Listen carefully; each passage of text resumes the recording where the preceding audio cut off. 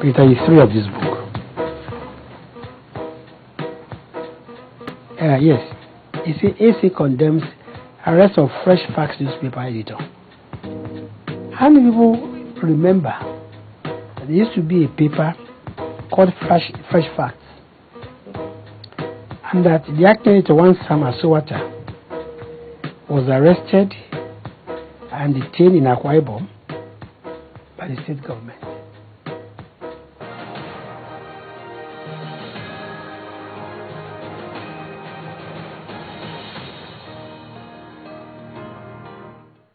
Thank you for giving us your time, sir. Thank you. Councilman, how are you? What is Witness to History about?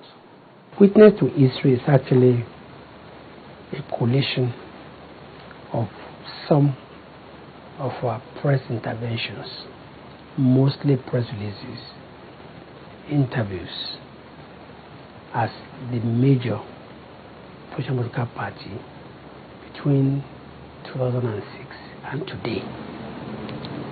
The book covers the period of 3 presidencies. That was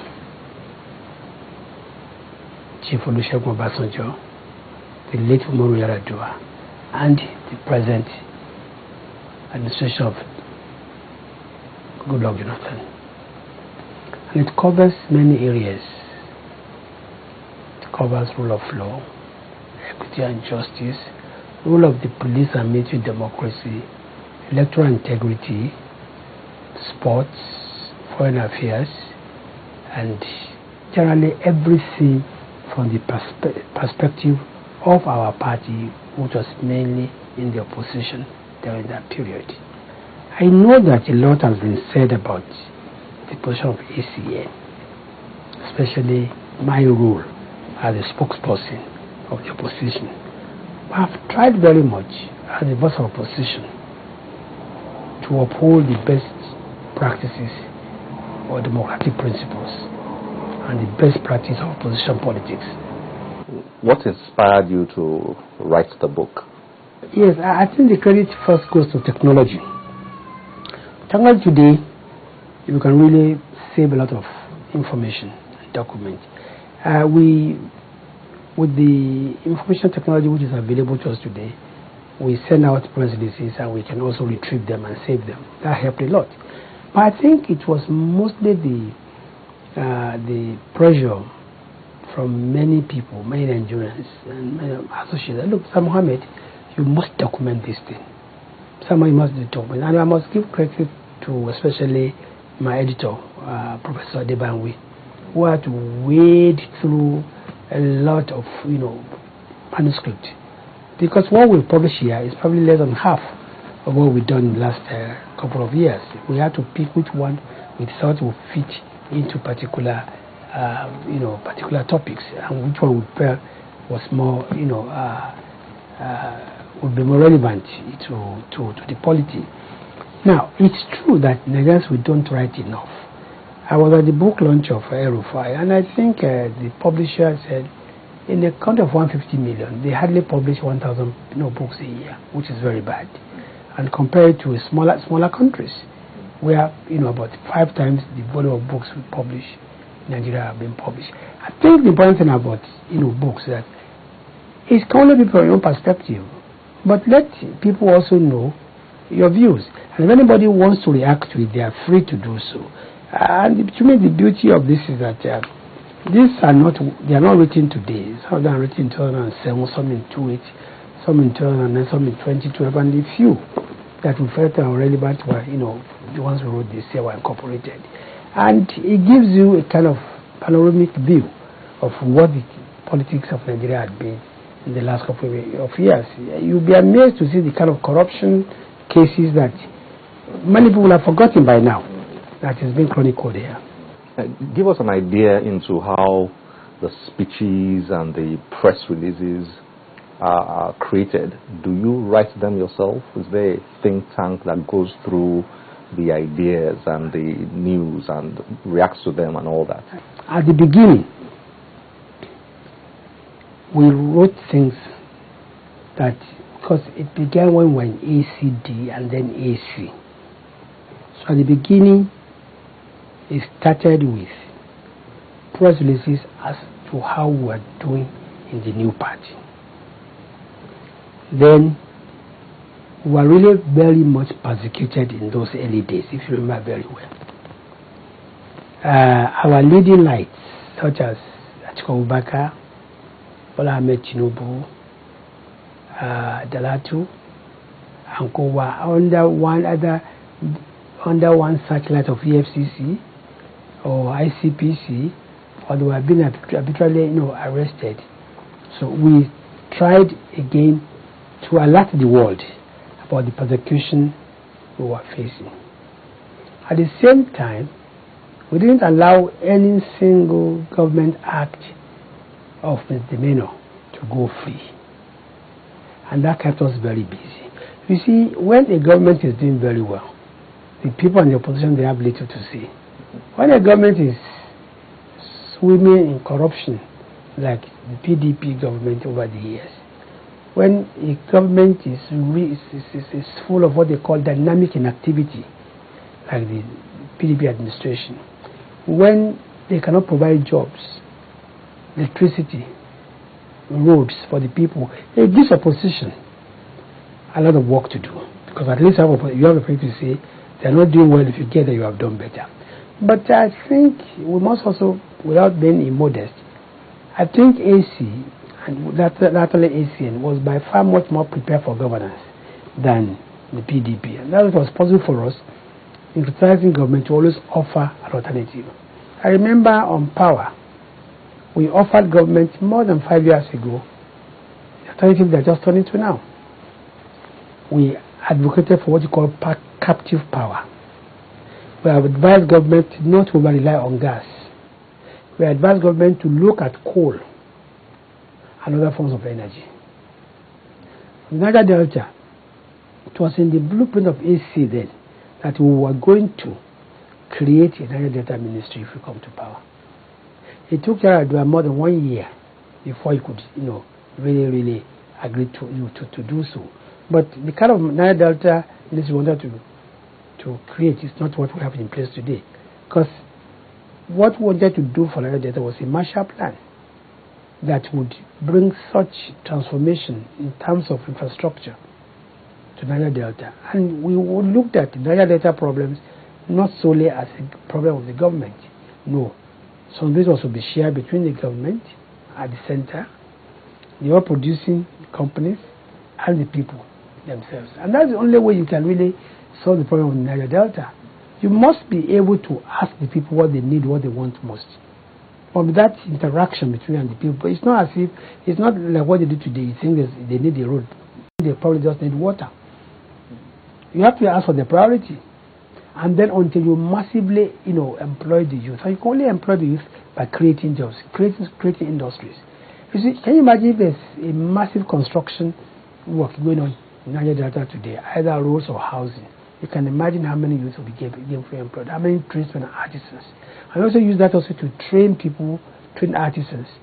So we in AC and ACN were by far much more prepared for governance than the PDP. The views reflected here are not Lai Mohammed's views. They are the party's views. And how do you get the party's views? You get the party views by constant, consultation with the party hierarchy. One thing that helps any spokesperson is that for you to be effective as a spokesperson, you must at every time, every minute, be able to know the pulse of your party. Be able to know what they're thinking about a particular issue. You must be able to know their reaction or lack of reaction to an issue. You see, because at times it's not possible for you to convene a national working committee meeting of your party or the neck of your party before you react to something. Certain issues are so urgent that you must react to it within minutes. Take for instance today, we woke up to hear about the Boko Haram massacre in Borno State. We can't wait for the next 4 or 5 days before we comment.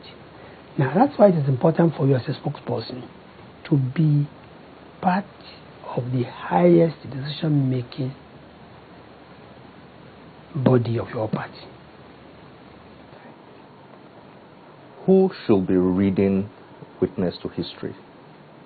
First, to me, a must-read for political scientists.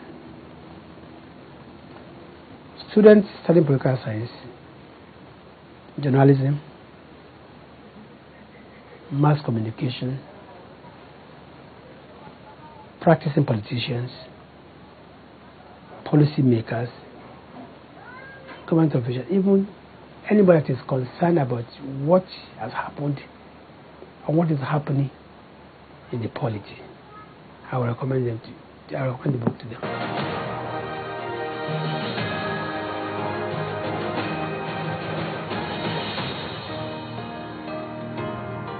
Welcome back. We promised to show you the second part of the interview we had with Bishop Matthew Hazankuka to review his book titled Witness to Justice. Please sit back and enjoy it. You wrote, and most Nigerians know, that the report of the commission was never officially released. What are your thoughts about that?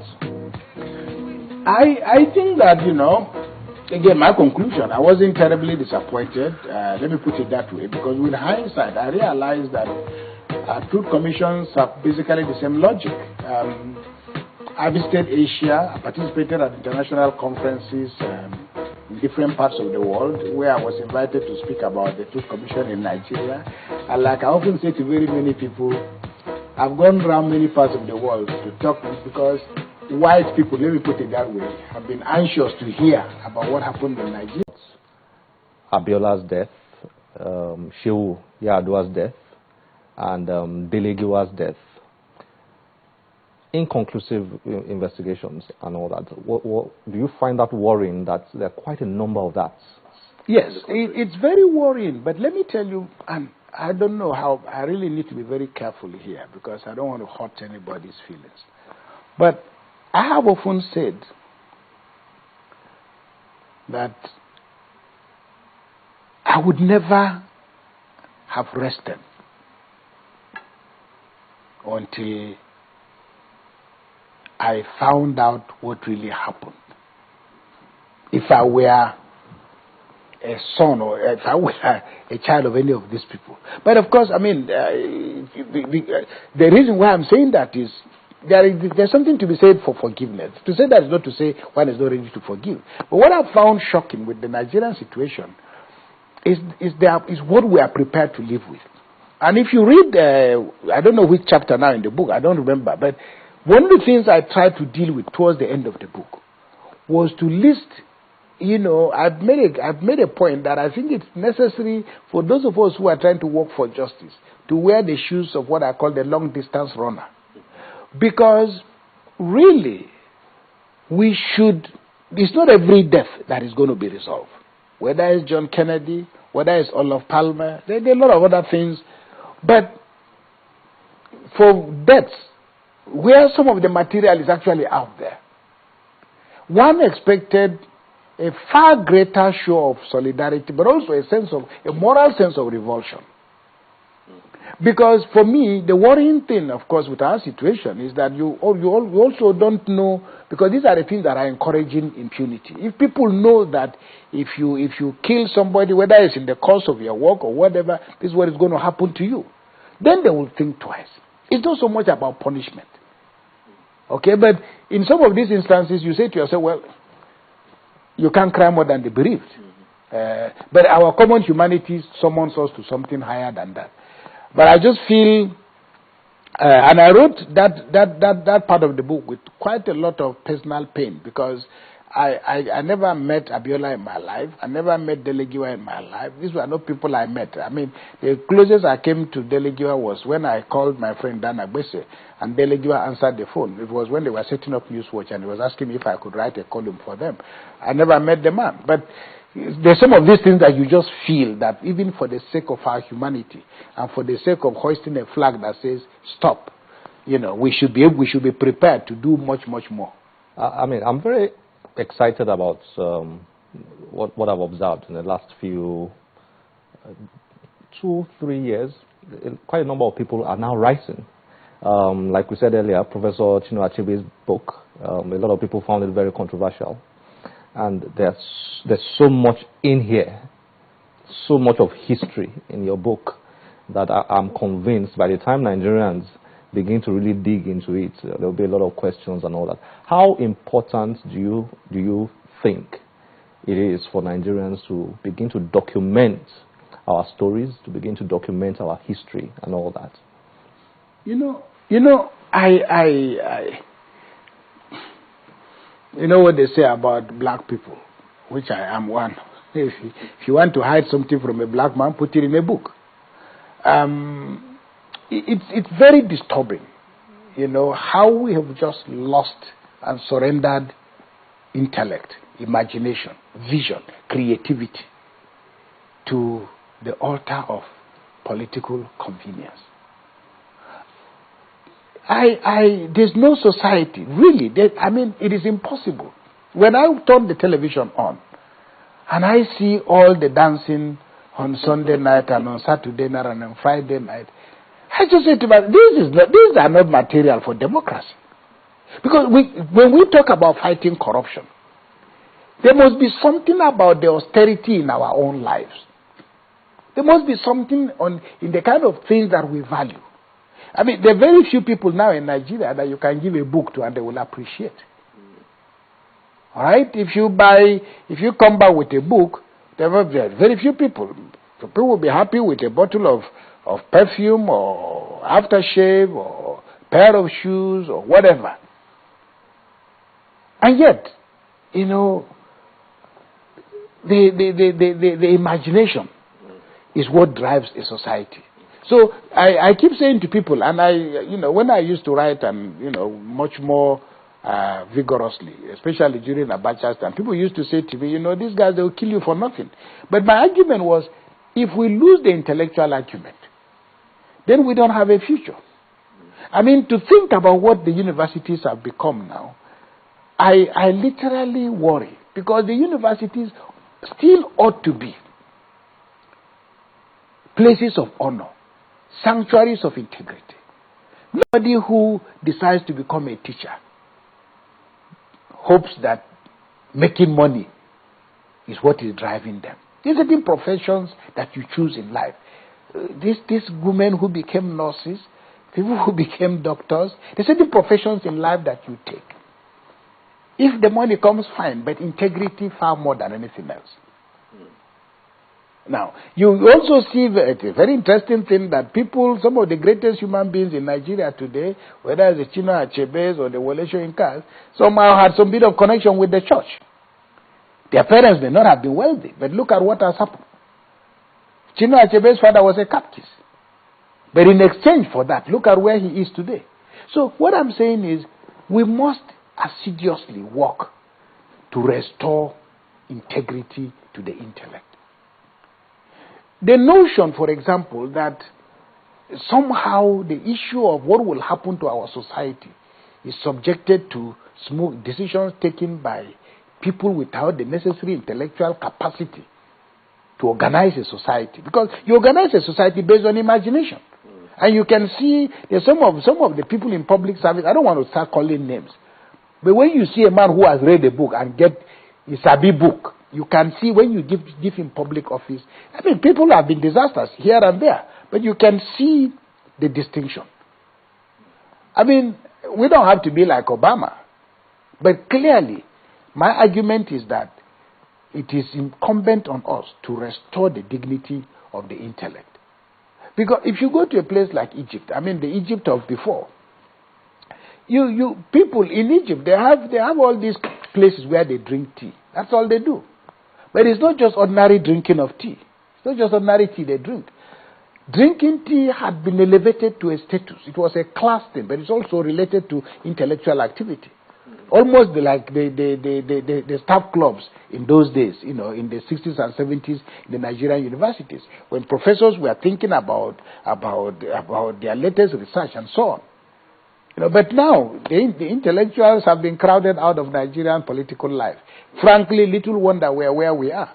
Why are we so unwilling to engage our minds and to discuss issues, to face the fundamental matters, that dog this country? I cannot, maybe, but let me also speculate and go back to our period of military rule.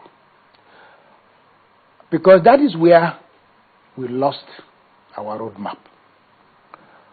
When the soldiers turned the universities into a citadel of confrontation, when student unionism became synonymous with the shortest cut to going to prison or death, you ended up with a group of young people who have now become so severely compromised that they are looking for which politician now to support, as opposed to which politician to fight against. So even student unionism has moved from being to confronting the state to becoming a government. The time in the 80s, I think it was about 86 or 87, when Babangida alleged, that teachers were teaching what they were not paid to teach. You witnessed by the early 90s a massive exodus of intellectuals out of the campuses for ideological reasons. Today there is hardly, you can go to anywhere in the world, especially the United States, South Africa, other African countries, it will be almost impossible to enter a university that you won't find a Nigerian. It speaks a lot to the resilience of the Nigerian nation that we're still able to, very quickly fill up the gaps, so to say. But clearly it seems to me that when the military lost the intellectual argument, they simply elevated almost what I call, a concrete wall. You couldn't intellectually sail beyond that vision because thinking became a problem. And the problem with dictatorship is not so much that human freedoms are denied, it's that even your ability to think becomes endangered. So I think that climate, by the 90s, politics then became everything. And with the co-option with people seeking co-optation, because the problem with dictatorship is that it narrows the base of power. And when it narrows the base of power, populations are growing, universities are growing, they are churning out all kinds of, but only few people can enter.